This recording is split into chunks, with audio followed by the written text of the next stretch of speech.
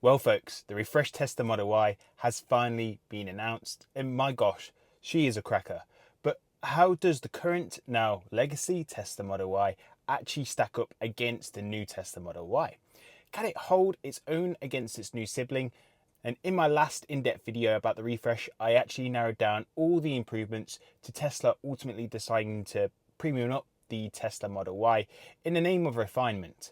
Therefore, this is my subtle reminder that you have this gift or limited time window to seriously consider a new Tesla Model Y, either being a 2025 legacy or the refresh.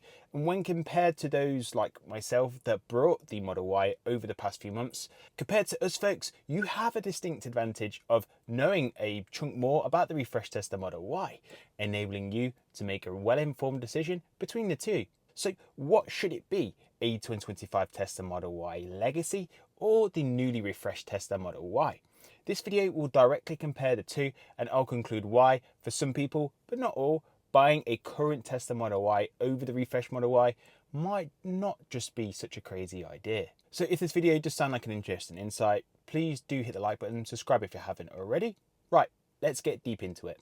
Okay, before we nerd out on the features and the stats, one of the biggest contrasts between both vehicles will be the price, particularly the finance offers available. Tesla will want to get rid of the current 2025 legacy models ASAP to make way for their new Tesla Model Y at collection centres. Therefore, we're going to see either or a combination of discounts off the list price and or low leasing rates and or low APR rates, for which Tesla's discount tool of choice will be different from market to market. But take Australia, which is currently selling both right now.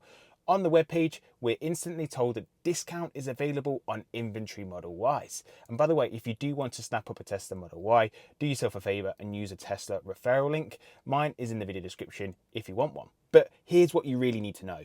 8% APR for the refreshed Tesla Model Y, or $751 a month to lease, and that's Australian dollars by the way. Same rear-wheel drive Model Y Legacy is promoted at $637 a month. Noting Tesla Australia have the same APR interest at the same rate for both the Legacy model and the refresh, but on the leasing side there's a near $120 saving. And here in the UK, APR interest is still 0% APR.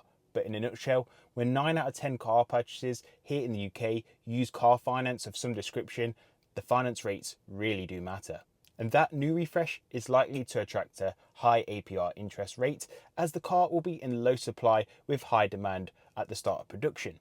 It's even been reported that Tesla took a whopping 50,000 orders on the very first day in China alone. Therefore, whether it's by price alone, via leasing rates, or via the APR finance, the legacy Model Y will see some form of pricing incentive, noting that this will vary based on the current markets it's available. But ultimately, the price difference truly does matter to some, as the legacy Model Y selling at such a competitive rate over the refresh that for some could be the difference between owning a new Tesla Model Y and not at all. And these legacy Model Y stocks, they're not going to last forever, and once they're gone, that window of opportunity is over and it will just either be the refreshed Tesla Model Y or a used Model Y alternative. Okay, moving on to the stat comparisons before we look at the interior, exterior and performance differences. Taking a look at the range comparison, I believe there is a mere 2.4 to 3.4% range jump between the comparative models, and putting that into real world context, a 7-mile difference is not something that you'll feel day to day, if anything at all really. Whilst we know the upgraded Model Y is more efficient for a number of different reasons, such as having lower drag, I would like to think that it's more likely to be nearer to its rated range over the current Model Y thanks to its efficiency improvements. Meaning extracting more range from less power in real world conditions could well be true of the new variant. So that is something to bear in mind, but the difference in range gained may well be small as per the official rated range. Charging speed wise, again, now there is no difference to the max DC rates that the car can take. It is claimed that the new Tesla Model Y can charge marginally quicker thanks to its efficiency enhancements that achieves more range from less power. However, we don't know if the max charge rate will be increased via a software update or if the charging curve will be improved via a software update at some point. And being transparent, the same could actually happen for the existing fleet too. But I assume this to be more likely for the refreshed Tesla Model Y if there is hardware upgrades over the current trim. That we just don't know as of right now. However, in real world conditions, if you mainly charge from home and you use superchargers around 5% of the year like I do, a few minutes extra charging across the year might well be totally justifiable to you. And if you do supercharge frequently, then it may well be beneficial otherwise. In terms of FSD hardware, this again is anticipated to be the exact same hardware for cameras found on the current Model Y. The only difference could well be a front bumper camera, noting a similar difference was shown on the Model 3 configurator, but was swiftly removed before production models were actually sold.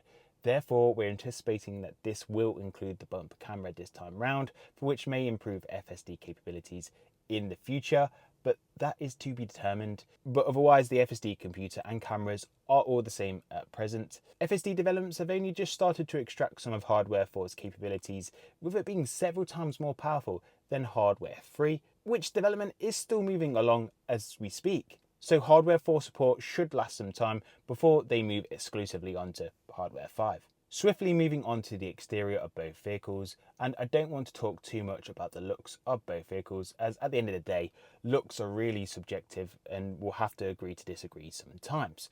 What I want to focus on via the exterior is just some of the changes that will make a difference. The first being that the refreshed Tesla Model Y has a ground clearance that is 6mm smaller, for which that's not a big number to actually grumble at. However, if that difference is a non-negotiable factor, that's then going to be the Vantage Legacy Model Y. Tesla have also enhanced the car's connectivity, and that apparently includes faster data downloads, door and trunks unlock when you approach, and better signal range. Notice the reference to trunks plural?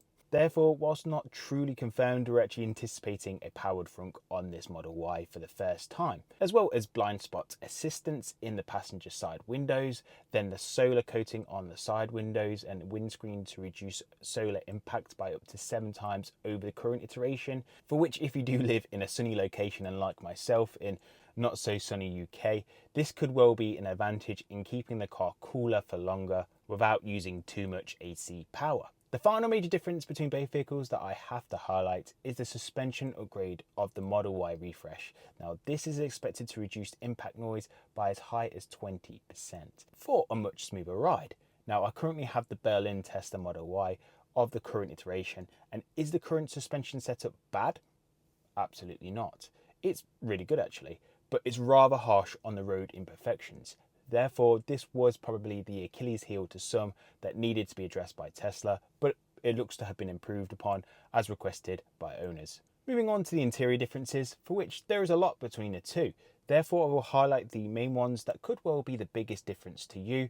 The front seats are ventilated for cold air in the refresh, which is more useful for those in warmer climates again.